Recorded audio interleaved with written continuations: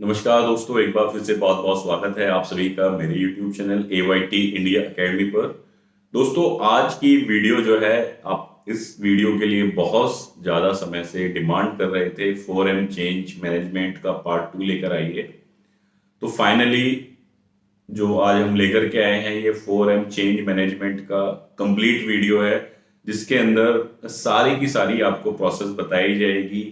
4M change क्या होता है, 4M चेंजेस कितने प्रकार के होते हैं, उसके अंदर इंस्पेक्शन कितने टाइप की इंस्पेक्शन होती है, कितने प्रकार के चेक्स होते हैं, कौन कौन पर्सन क्या क्या एक्टिविटी करता है 4M चेंज ऑपरेशन के दौरान। तो ये सारी चीजें हम आज की वीडियो में कवर करने वाले हैं। अगर आप आज की वीडियो पूरी देख लेते हैं तो आपको जो 4M चेंज मैनेजमेंट को लेकर के जो भी डाउट्स हैं, क्लैरिटी जिन चीजों पर चाहिए, वो सारी की सारी चीजें आपको क्लियर हो जाएंगी। तो चलिए फिर ज्यादा वक्त ना गवाते हुए शुरू करते हैं वीडियो को। Let's start.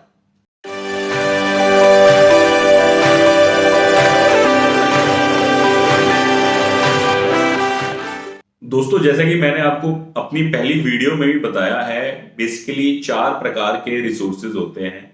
जो हम मटेरियल तैयार करते हैं वो 4 चीजों पे डिपेंड करता है। सबसे पहला है मैन, उसके बाद है मशीन, उसके बाद मटेरियल और मेथड। मैन वह व्यक्ति, वह पर्सन जो किसी प्रोडक्ट को तैयार कर रहा है, कोई ऑपरेशन कर रहा है, कोई मशीन चला रहा है, वह मैन हो गया। उसके बाद में आ गई मशीन, किसी पार्ट को, प्रोडक्ट को या प्रोसेस को करने के लिए जिस मशीनरी की रिक्वायरमेंट होती है वह मशीन होती है। उसके बाद मटेरियल, जिस मटेरियल से प्रोडक्ट तैयार होगा, जैसे कि लोहे की रॉड हो सकती है, एसएस की स्ट्रिप हो सकती है, इलेक्ट्रॉनिक्स में अगर बात करें तो पीसीबी हो सकती है, कंपोनेंट्स हो सकते हैं। ये सारी चीजें क्या हो गई, मटेरियल। उसके बाद जो आखिरी स्टेप है वह है मेथड। मेथड की जो आप क्या प्रोसेस फॉलो करेंगे, क्या प्रोसेस पैरामीटर रखेंगे, क्या क्या स्टैंडर्ड्स फॉलो करेंगे जिससे कि प्रोडक्ट तैयार होगा या प्रोसेस कंप्लीट होगी, वह मेथड कहलाता है।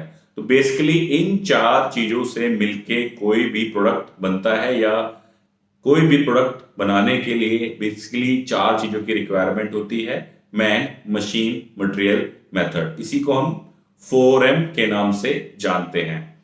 अब जानते हैं 4M चेंज क्या होता है। जैसे कि मैंने आपको बताया कि कोई भी प्रोडक्ट 4 रिसोर्सेज के मिलके बना है। तो जब इन चारों रिसोर्सेज में से किसी एक में भी बदलाव आता है तो उससे क्या होता है कि प्रोडक्ट की क्वालिटी पर इफेक्ट होता है।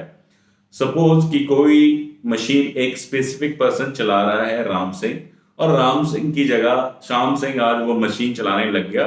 तो श्याम सिंह का हो सकता है चलाने का तरीका अलग हो थोड़ा सा, तो वो मशीन जब वो चलाएगा तो हो सकता है कि प्रोडक्ट ठीक बने या ठीक ना बने।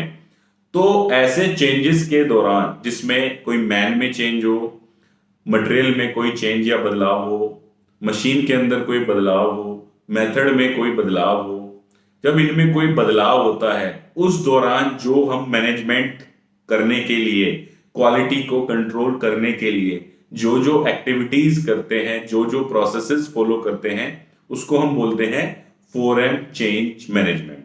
4M चेंज क्या हो गया? जो 4 रिसोर्सेज हैं, मैन, मशीन, मटेरियल, मेथड, इनके अंदर किसी भी एक में या एक से ज्यादा के अंदर बदलाव होना। जब इन 4M के अंदर कोई भी बदलाव हो, उस बदलाव को मैनेज करना जिससे कि हमारी प्रोडक्ट की क्वालिटी के ऊपर कोई इफेक्ट ना आए, प्रोडक्ट की क्वालिटी में गिरावट ना आए। जिस स्टैंडर्ड का हम प्रोडक्ट बना रहे हैं वही स्टैंडर्ड का प्रोडक्ट बने और वही कस्टमर के एंड पे जाए, तो उसको हम क्या बोलेंगे? 4M change management. मारुति की जो ऑडिट चेकलिस्ट है, VS से जो चेकलिस्ट है ग्रीन वाली, उसके अंदर भी 4M चेंज मैनेजमेंट जो है एक क्रिटिकल क्लॉज है। क्रिटिकल क्लॉज का मतलब है कि इस क्लॉज के अंदर, इस चेक पॉइंट के अंदर आपको पास होना ही है। अगर आप सारे क्लॉजेस में पास हो जाओ और किसी भी एक क्रिटिकल क्लॉज के अंदर आप फेल हो गए तो आप ऑडिट में पास नहीं माने जाओगे। तो 4M चेंज मैनेजमेंट या चेंज मैनेजमेंट मारुति की चेकलिस्ट के अंदर भी क्रिटिकल क्लॉज है।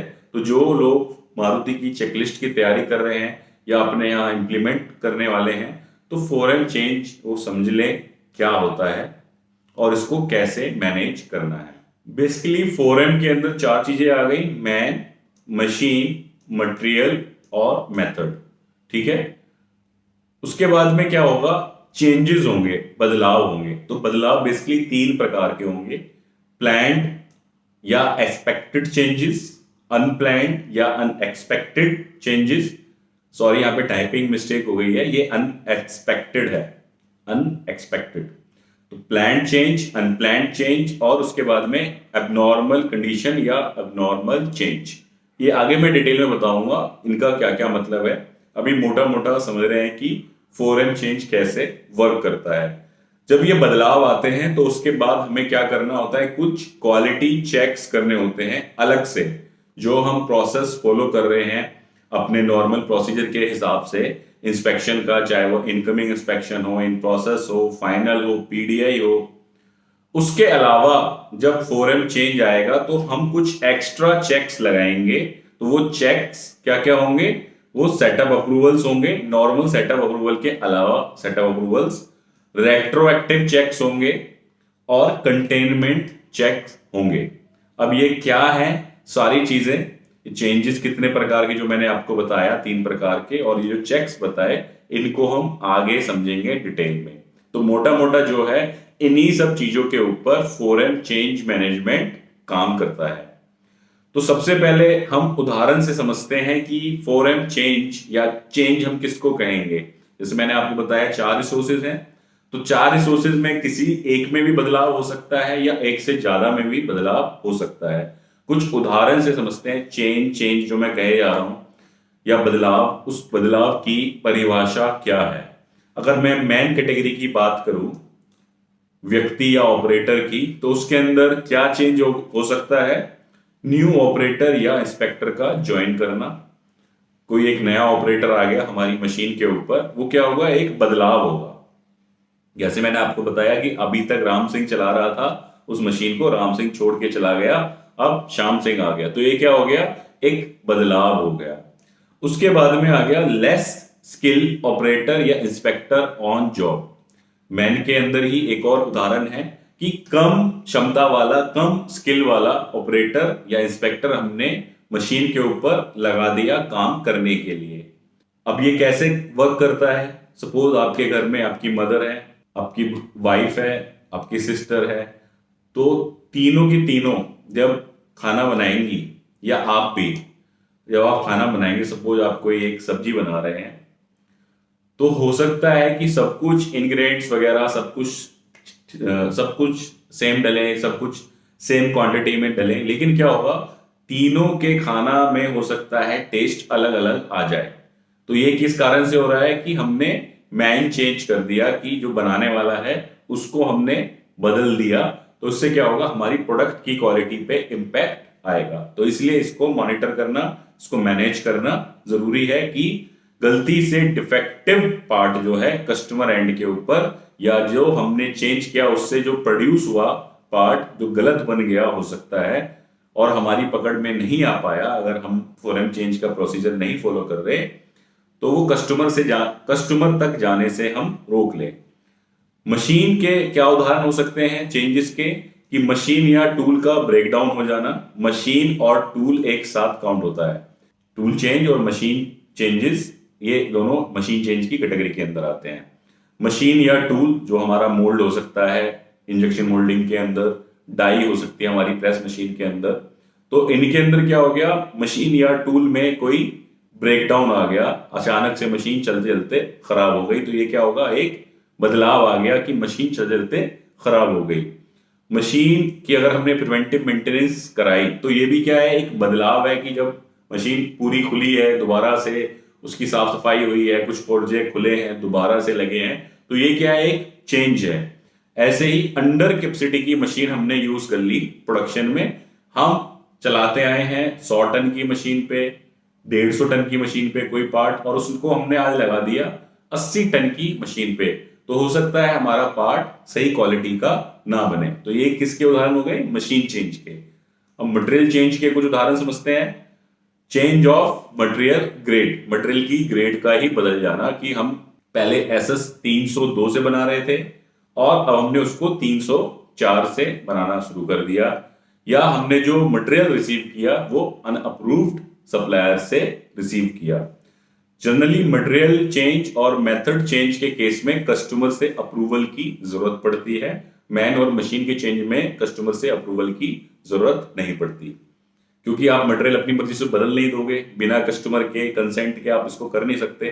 तो इसलिए जो है मटेरियल चेंज में हमें कस्टमर अप्रूवल भी चाहिए होता है। ऐसे ही मेथड चेंज के अंदर कि हम प्रोसेस पैरामीटर हमने चेंज करे, या रिसीविंग एज है हमारा कोई, वो कैलिब्रेटेड नहीं और उससे हमने इंस्पेक्शन कर दी, तो ये सारी चीजें क्या है मेथड चेंज के अंदर आएंगी।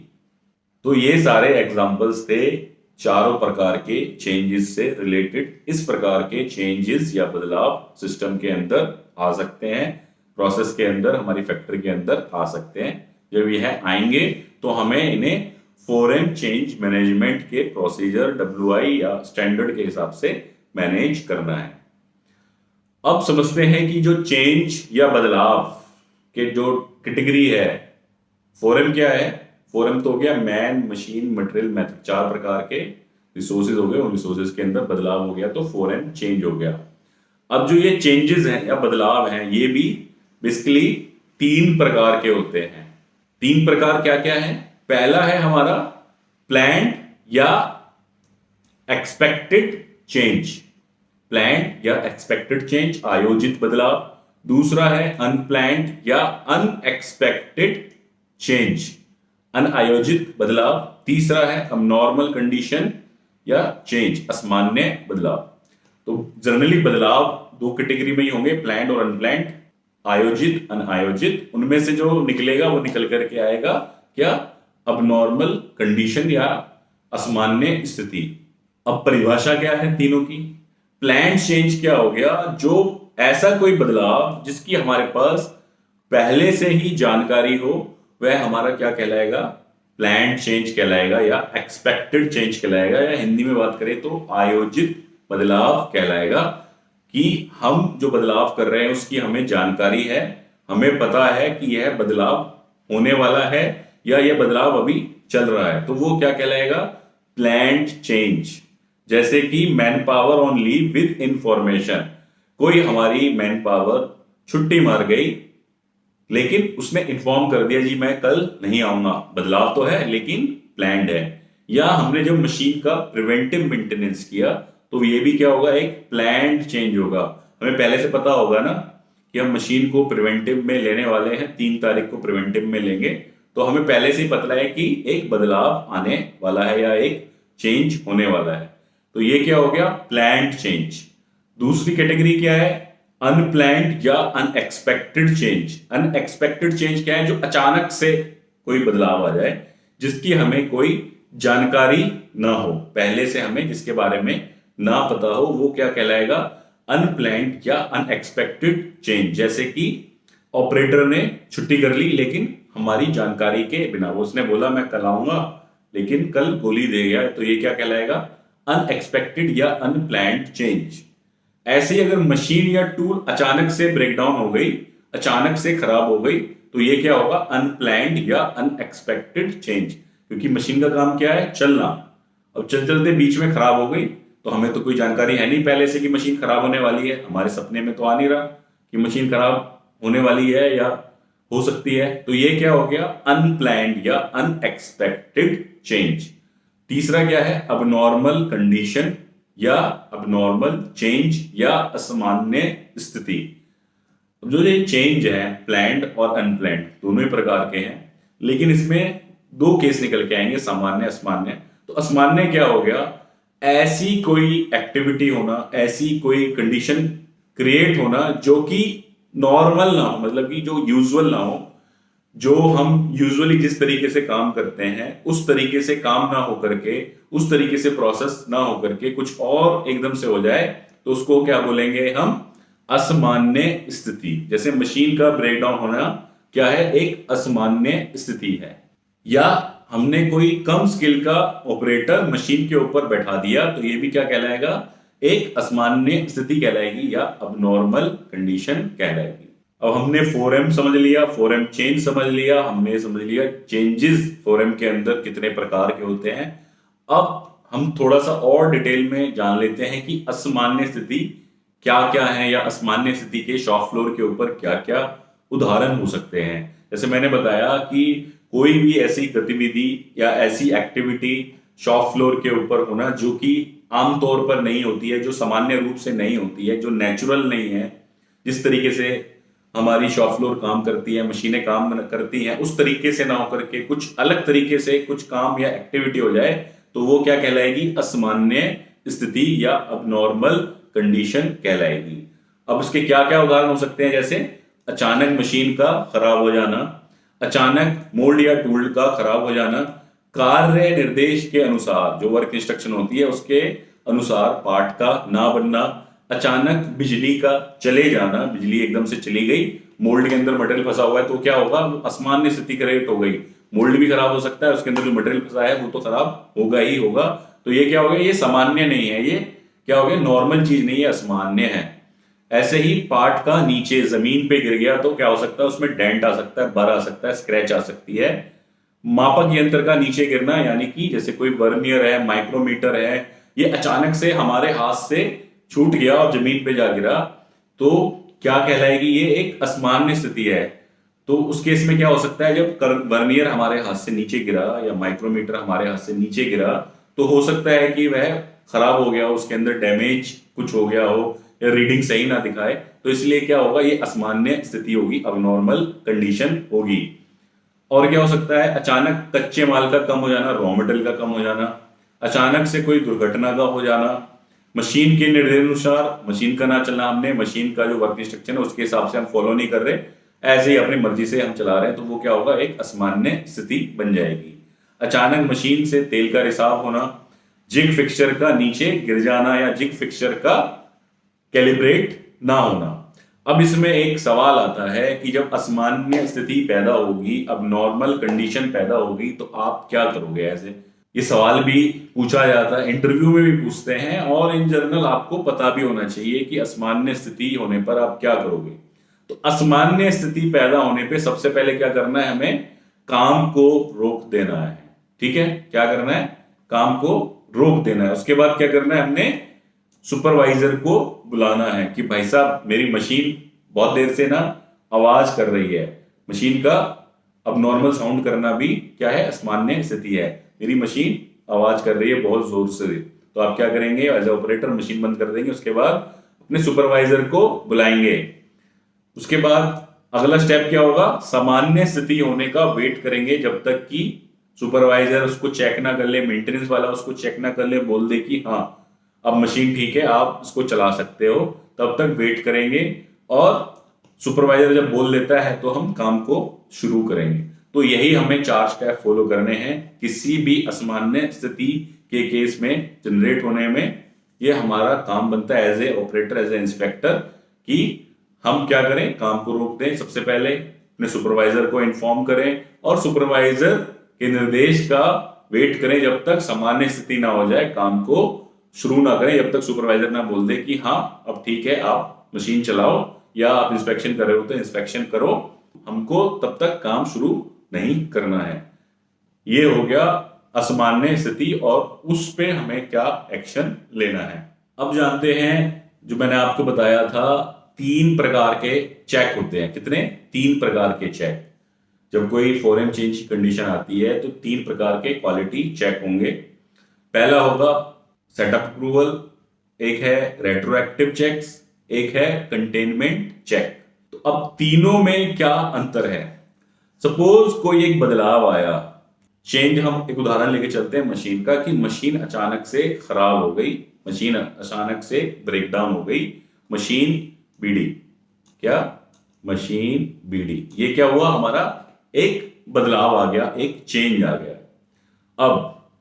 अब इसमें हम रेट्रो क्या करेंगे, कंटेनमेंट क्या करेंगे और सेटअप क्या करेंगे, कैसे करेंगे। तो हमने क्या करना है, स्टैंडर्ड फोरम का फॉलो करना है। और फोरम का जो मोटा मोटा स्टैंडर्ड क्या है, रेट्रोएक्टिव चेक वह चेक है जो बदलाव या चेंज आने से पहले के मटेरियल को हम चेक करते हैं, उसको क्या बोलते हैं, रेट्रोएक्टिव चेक। जैसे रेट्रो, आपने अगर शब्द सुना है तो रेट्रो सॉन्ग्स, पुराने जमाने के गाने को क्या बोलते हैं हम, रेट्रो।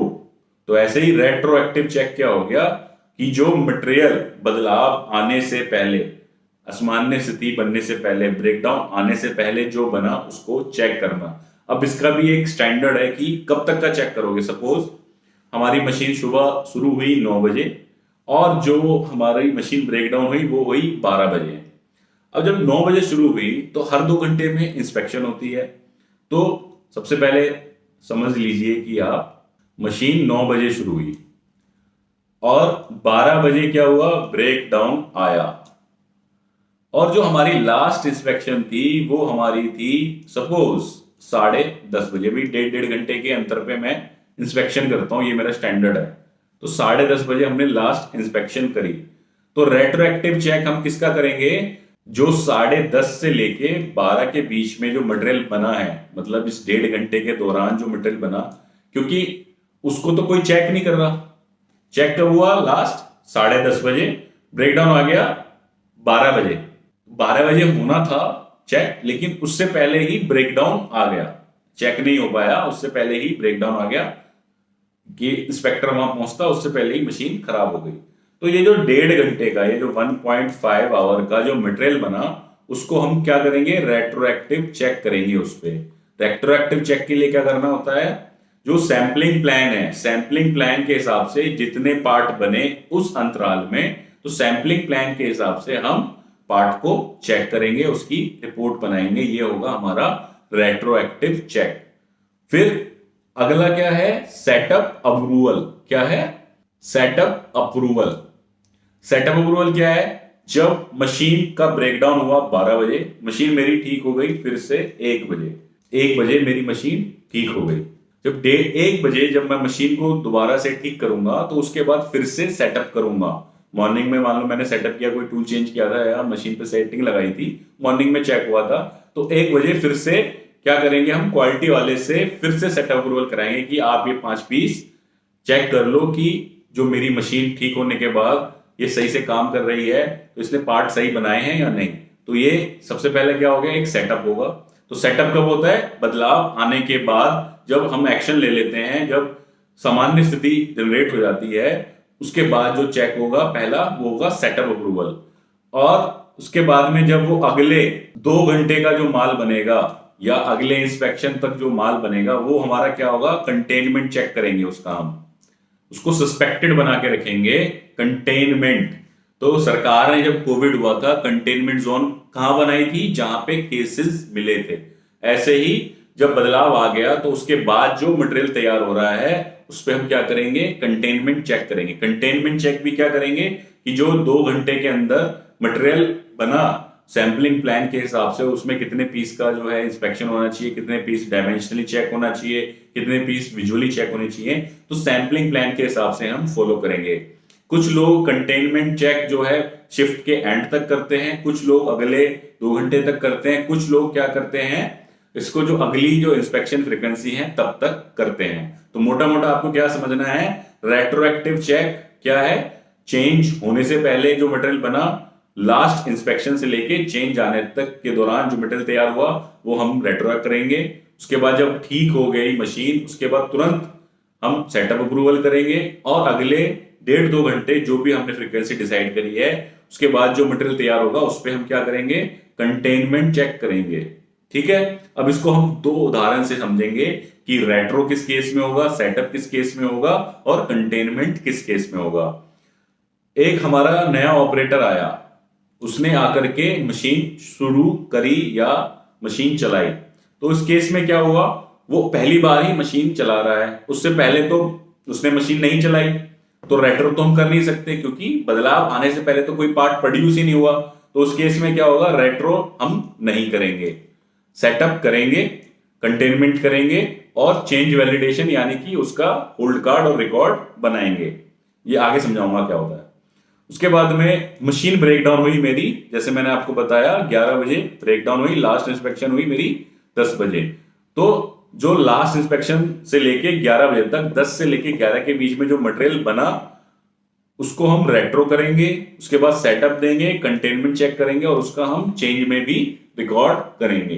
तो मोटे मोटे ये एक्शंस लिए जाते हैं ये क्वालिटी चेक्स किए जाते हैं जब कोई बदलाव आता है। इसका क्या है, एक स्टैंडर्ड है, इसकी एक पूरी WI है, उसके हिसाब से डिफाइन होता है कि किसमें हमें सेटअप करना है, किसमें हमें रेट्रो करना है, किसमें हमें कंटेनमेंट करना है। मारुति का स्टैंडर्ड है, उसी को हमने फॉलो करना है।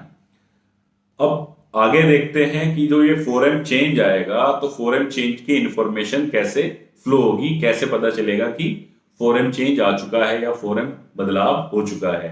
तो मशीन पर हम बदलाव के लिए क्या करते हैं, इस तरीके के 4M चेंज मैनेजमेंट के बोर्ड लगाते हैं जिसके अंदर man, machine, material, method display कर दिया जाता है। साथ ही साथ उस मशीन पे काम करने वाले जो व्यक्ति हैं उनकी मैन मशीन मैट्रिक्स और स्किल मैट्रिक्स लगा दी जाती है। ऐसा नहीं है कि राम आज मशीन चला रहा है 1 नंबर, कल 2 नंबर चलाएगा तो 4M चेंज हो जाएगा। अगर वह 1 नंबर, 2 नंबर, 3 नंबर, 4 नंबर चलाने के लिए सक्षम है तो और वो आपस में बदलते रहते हैं तो 4M नहीं होगा। लेकिन उस पे डिफाइन है कि ये सिर्फ 4 मशीनें चला सकता है 100 टन तक की, लेकिन वो आज चला रहा है 120 टन की, जो उसके मैन मशीन मैट्रिक्स के अंदर मेंशन नहीं है, तो हम क्या करेंगे, 4M चेंज करेंगे, अन्यथा 4M चेंज नहीं करेंगे। तो ये जो 4M चेंज बोर्ड है ये इंफॉर्मेशन फ्लोट करने के लिए लगाए जाते हैं कि इस मशीन के ऊपर 4M चेंज है। जब नो चेंज होगा तो ये ग्रीन होगा, जब चेंज हो जाएगा तो इस के अंदर जो कार्ड लगाया है उसको हम बदल के ऐसे लगा देंगे, जो एक तरफ से रेड है एक तरफ से ग्रीन है। ग्रीन वाले पे क्या लिखा है, नो चेंज, रेड वाले पे लिखा हुआ है चेंज। तो जब मैन चेंज होगा तो इस तरफ जब लिखा होगा इस पे लिखा आएगा चेंज, और उसका सिक्का जो होगा कलर वो रेड होगा, तो दूर से पता चल जाएगा कि कोई चेंज हुआ है। ऐसे ही एक और एग्जांपल है यहाँ पर, man, method, machine, material. Sequence आप कुछ भी रख सकते हो, लेकिन जो कॉमन सीक्वेंस है वो यही है, मैन, मशीन, मटेरियल, मेथड। अगर नो चेंज है तो हम इसको क्या करेंगे, ग्रीन करके रखेंगे, और चेंज होगा तो क्या करेंगे, इसको हम ऐसे रेड फिल कर देंगे। कोई भी कैटेगरी का चेंज आएगा तो इसको रेड फिल कर देंगे। तो इस तरीके से आप क्या करोगे, 4M चेंज के बोर्ड बनाओगे और मशीनों के ऊपर इनको डिस्प्ले करोगे। कोई चेंज आएगा तो मेंशन करोगे, नहीं आएगा तो ग्रीन रहेगा। ऐसे ही एक 4M चेंज समरी बोर्ड भी बनता है जो शॉप फ्लोर के ऊपर लगता है। ये तो क्या डेली का डेली हो गया 4M बोर्ड जो मशीन के ऊपर है। एक मंथली भी समरी चाहिए कि कितने चेंजेस हमारे हो रहे हैं। जैसे ये एक डिपार्टमेंट का हमने बना दिया 4M चेंज मैनेजमेंट बोर्ड। इसके अंदर man, machine, material, method 4 category आ गई, और यहां से यहां तक क्या हो गया, 31 दिन का पूरा चार्ट आ गया। यहाँ डेट आ जाएगी जिस दिन अपडेट किया, टाइम टू अपडेट किया है, जब भी कोई 4M चेंज होगा रिस्पॉन्सिबिलिटी यहाँ पे रिस्पॉन्सिबिलिटी डल जाएगी कि राम सिंह इसका चेंज करेगा। फिर क्या है, यहाँ पर नीचे समरी दी हुई है 4M चेंज समरी। तो जो जो चेंजेस जब जब होंगे, किस मशीन पे हुआ, किस पार्ट में हुआ, नेचर क्या था, एक्सपेक्टेड था, अनएक्सपेक्टेड था, नॉर्मल था, सेटअप अप्रूवल किया कि नहीं किया, रेट्रो किया तो कितने टोटल कितने रेट्रो करे, उसमें से ओके कितने मिले, एनजी कितने मिले, पार्ट चेक जो सस्पेक्टेड या कंटेनमेंट किया तो कितने किए, कितने ओके मिले, कितने एनजी मिले। तो जितने भी 4M चेंजेस के केस होंगे वो यहाँ पर पूरे हम उनको मेंशन करेंगे। ऊपर क्या है, समरी आएगी। इसमें भी सेम रहेगा, जैसे अगर हमारा कोई चेंज हुआ है तो हम यहाँ पे क्या करेंगे, उसको रेड कर देंगे 1 तारीख में। बाकी ये सब क्या रहेगा, ग्रीन रहेगा। जिस जिस डेट में चेंज होगा वहां पे उसको रेड मेंशन कर देंगे। जैसे यहाँ दिया हुआ ना लीजेंड, जिसमें चेंज नहीं होगा वो ग्रीन रहेगा। तो इस तरीके से हम फिर क्या करेंगे, 4M change summary board display करेंगे शॉप फ्लोर के ऊपर। अब जो ये 4M चेंज का जो मटेरियल बना, चाहे वो रेट्रो हो या वो हमारा कंटेनमेंट एक्शन के दौरान जो मटेरियल तैयार हुआ, तो उसको क्या करना है, हमें शॉप फ्लोर से अलग करना है। अलग करने के लिए उसके अंदर हमें होल्ड कार्ड डालना है, 4M चेंज का होल्ड कार्ड डालना है जिसके अंदर लिखा हो किस कैटेगरी का चेंज है, ठीक है, कब ये चेंज आया था, इसका क्या लॉट नंबर है, किसने बनाया, किस मशीन बना, किस तारीख को बना। उस मटेरियल के अंदर हम होल्ड कार्ड डाल देंगे और मटेरियल को मूव करेंगे हम 4M चेंज एरिया में या 4M चेंज टेबल के पास ले आएंगे। वहीं इसका इंस्पेक्शन होगा। इसका नॉर्मल इंस्पेक्शन एरिया में इंस्पेक्शन नहीं होगा, इसका 4M चेंज एरिया में इंस्पेक्शन होगा। जैसा आपको ये स्क्रीन पे दिख रहा है, इस तरीके की आप एक टेबल बना लो 4M चेंज की, नीचे उसको लॉक इन की कर दो, वहां पर आप उसको मटेरियल को, ट्रॉली को रख सकते हो, यहाँ इंस्पेक्ट करो, उसका रिकॉर्ड वगैरह बनाओ, 4M की सारी WI प्रोसीजर वगैरह यहाँ पर आप डिस्प्ले करो। तो हम कहाँ लेकर के आएंगे सारा 4M चेंज वाला मटेरियल, 4M चेंज एरिया या टेबल में ले करके आएंगे। फिर वहां उसको इंस्पेक्ट करेंगे और उसके बाद उसको जहां भी अगली स्टेज में भेजना है, चाहे वो नेक्स्ट ऑपरेशन हो या पैकिंग हो या इंस्पेक्शन हो, हम उसको आगे फ्लोट करेंगे। अब दोस्तों ये जो पूरा 4M चेंज है, आपको सारी चीजें ऑलमोस्ट समझ में आ गई होंगी कि चेंज कितने प्रकार के होते हैं, एक्सपेक्टेड अनएक्सपेक्टेड क्या है, उसके बाद में अपना 4M चेंज बोर्ड, ठीक है, हमने एग्जांपल भी समझ लिए, 4M चेंज समरी भी समझ ली। अब इसका जो प्रोसेस है PFD, प्रोसेस फ्लो डायग्राम, कैसे चलेगा, कैसे फ्लो होगा, वो अब हम समझते हैं। तो सबसे पहले क्या होता है कि हमें आइडेंटिफाई करना है कि किस कैटेगरी का चेंज है। जब भी कोई बदलाव आएगा तो हमने चेंज को आइडेंटिफाई करना है कि हाँ ये बदलाव आ चुका है और ये इस कैटेगरी का है। उसके बाद हमने क्या करना है, visual display of 4M change. 4M change का विजुअल डिस्प्ले करना है। विजुअल डिस्प्ले कैसे करेंगे, हम मशीन के ऊपर भी बोर्ड लगाएंगे और शॉप फ्लोर में भी एक समरी बोर्ड लगाएंगे कि इस मशीन में इतनी तारीख को 4M चेंजेस आए, और जो तुरंत वाले चेंजेस हैं, जो आज की डेट के चेंजेस हैं, वो कहां डिस्प्ले होंगे, मशीन के ऊपर ही डिस्प्ले होंगे या एरिया के ऊपर ही डिस्प्ले होंगे। उसके बाद हमने क्या किया, 4M चेंज का होल्ड कार्ड या होल्ड टैग बनाया और उसको मटेरियल के अंदर डाल दिया। और फिर हमने क्या किया, जो 4M चेंज का मटेरियल है, चाहे वो रेट्रो चेक के लिए पेंडिंग हो या कंटेनमेंट चेक के लिए पेंडिंग हो, उसको हम 4M चेंज एरिया के अंदर लेकर के गए फॉर इंस्पेक्शन। वहां हमने क्या किया, इंस्पेक्शन किया, पार्ट की क्वालिटी चेक किया, जांच की। उसके बाद हमने उनकी इंस्पेक्शन रिपोर्ट बनाई। इंस्पेक्शन रिपोर्ट कौन सी होगी, रेट्रो की होगी, कंटेनमेंट की होगी, ठीक है। उसके बाद हमने क्या किया, 4M चेंज समरी बोर्ड को हमने अपडेट किया और हमने साथ ही 4M चेंज और एब्नॉर्मलिटी रिकॉर्ड को भी अपडेट किया। तो इस तरीके से पूरा का पूरा जो PFD है, जो प्रोसेस है, वो चलता है 4M चेंज मैनेजमेंट का। दोस्तों आप लोगों को एक और जानकारी देनी है। जैसा कि आप लोगों को पता है, हमारी कंपनी AYT इंडिया अकेडमी की ऐप आ चुकी है, जो कि प्ले स्टोर और एप्पल स्टोर दोनों पर ही अवेलेबल है। अगर आपने ऐप डाउनलोड नहीं किया है तो लिंक डिस्क्रिप्शन में दिया हुआ है, वहां से ऐप आप डाउनलोड कर सकते हैं। साथ ही हमने अभी क्या किया है, 4M चेंज मैनेजमेंट के ऊपर पूरा कोर्स बना करके अपलोड किया हुआ है, जिसके अंदर जो भी मैंने चीजें अभी तक आपको बताई, उससे रिलेटेड जो भी डॉक्यूमेंट्स हैं, जैसे कि 4M चेंज का प्रोसीजर, अब नॉर्मल सिचुएशन की WI, 4M चेंज का वर्क इंस्ट्रक्शन, 4M चेंज के स्टिकर डिस्प्ले, 4M चेंज का होल्ड कार्ड, उसके बाद में 4M चेंज ट्रैकिंग शीट और 4M चेंज की इंस्पेक्शन रिपोर्ट, ये सारी की सारी चीजें, सारे के सारे फॉर्मेट आपको रेडी टू यूज मिलेंगे। साथ ही जो मैं आपको ये ट्रेनिंग दे रहा हूं, ये आप जो वीडियो देख रहे हैं, इसके नोट्स आपको मिलेंगे इसके अंदर। साथ ही जब आप ये कंप्लीट कर लोगे, उसके अंदर आपका एक टेस्ट होगा, आप टेस्ट पास कर लेते हो तो आपको AYT सर्टिफाइड ट्रेनिंग सर्टिफिकेट मिलेगा, जो आप कहीं भी इस्तेमाल कर सकते हो, दिखा सकते हो, यूज कर सकते हो कि आप क्वालिफाइड हो 4M चेंज को लेकर के, आप समझते हो 4M चेंज क्या है और उसको आप लागू करा सकते हो। साथ ही मैंने उस कोर्स के अंदर ये जो जितने भी डॉक्यूमेंट्स हैं, एक एक डॉक्यूमेंट को समझाया हुआ है इन डिटेल वीडियो के अंदर। उसके अंदर समझाया हुआ है कि 4M चेंज प्रोसीजर, अब नॉर्मल सिचुएशन, अब नॉर्मल कंडीशंस, ये सारी चीजें जो हैं डिटेल में समझाई हुई हैं, ताकि आपके जो भी डॉक्यूमेंटेशन को लेकर के डाउट है वो एकदम क्लियर रहे। तो उम्मीद करता हूं दोस्तों वीडियो आप लोगों को पसंद आई होगी। वीडियो अगर पसंद आई है और आपके काम की है तो वीडियो को लाइक करना ना भूलें। चैनल पर पहली बार आए हैं तो चैनल को सब्सक्राइब करना ना भूलें। साथ ही शेयर करें अपने दोस्तों के साथ, ताकि ज्यादा से ज्यादा लोगों के काम आए और सभी की स्किल अपग्रेड करने में मदद हो सके। धन्यवाद।